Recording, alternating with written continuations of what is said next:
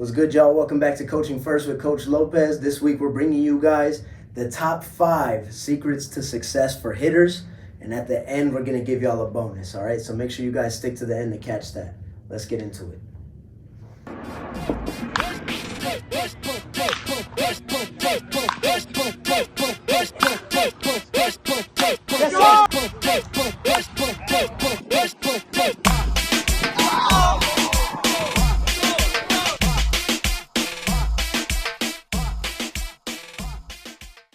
All right, like I said, we're getting into the top 5 secrets of success for hitters. Number 1 is going to be your pregame preparation, okay? So pregame preparation kind of comes in 2 ways. The first way is going to be your physical preparation. And when it comes to physical preparation, I always reference the greats, the guys in the big leagues that did it for a long time and did it well, okay? And one of the guys that I would always watch when I was growing up was a guy by the name of Albert Pujols, okay?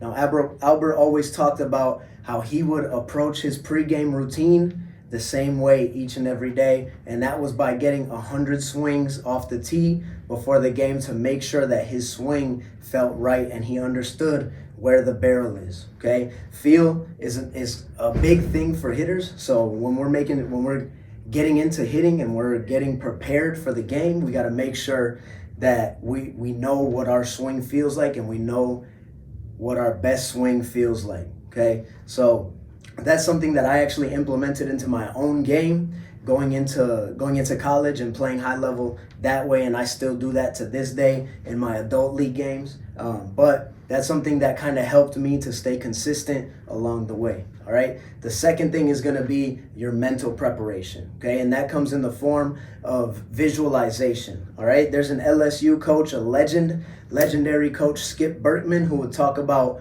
how everything happens twice, first in the mind and then in reality. So that really illustrates the importance of making sure that you are practicing that visualization process before you get into the game, before you're in that high leverage situation. Secret number 2 is going to be making sure that you're paying attention to those at-bats in the game, okay? Making sure that you're locked into at-bats that are not just yours, okay? So when we're talking about a college game, we're playing 9 innings. That's 27 outs, okay? In high school, you only get 21. So if you're lucky, you're going to get 3, maybe 4 at-bats to kind of get your opportunity, okay? And if you're only locked into those 3 at-bats out of 21 or out of 27, you're really losing the numbers game. So making sure that you're paying attention to how pitchers are attacking other guys in your lineup, what pitches they like to go to in certain situations, that's going to help you in the long run when you're then going to face that pitcher. Okay, so secret number 2 is making sure that you're locked into the entire game. Secret number 3 is going to be your on-deck routine and the way that you walk up to the plate. Okay, this is really important. This is kind of part of that visualization process. When you're on deck, you should be really locked into how that pitcher is attacking guys in that inning. Because sometimes pitchers like to pitch backwards one inning, pitch forwards another inning, and understanding what that means for you as a hitter is really important before you get up to the plate so that you have a game plan when you get up there besides just swinging at whatever you think you can hit, okay?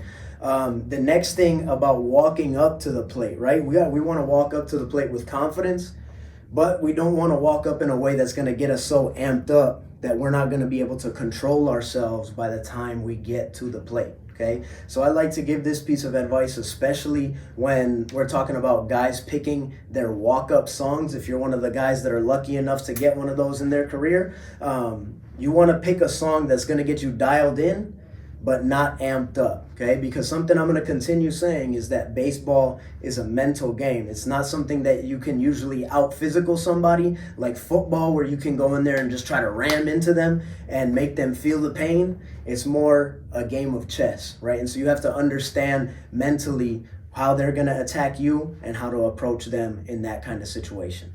Secret number 4 is going to be some sort of mental reset, okay? Whenever we're going in between different at-bats and facing tough pitchers, there's going to be a time when we get away from our approach, where we take a pitch down the middle that we should have swung at, or when we swing at a pitch out of the zone that we had no business swinging at, okay? And in those situations, we got to have a moment, instead of freaking out and saying, dang, I can't let that happen again. You just have to mentally reset and kind of take that last pitch and leave it behind you, okay?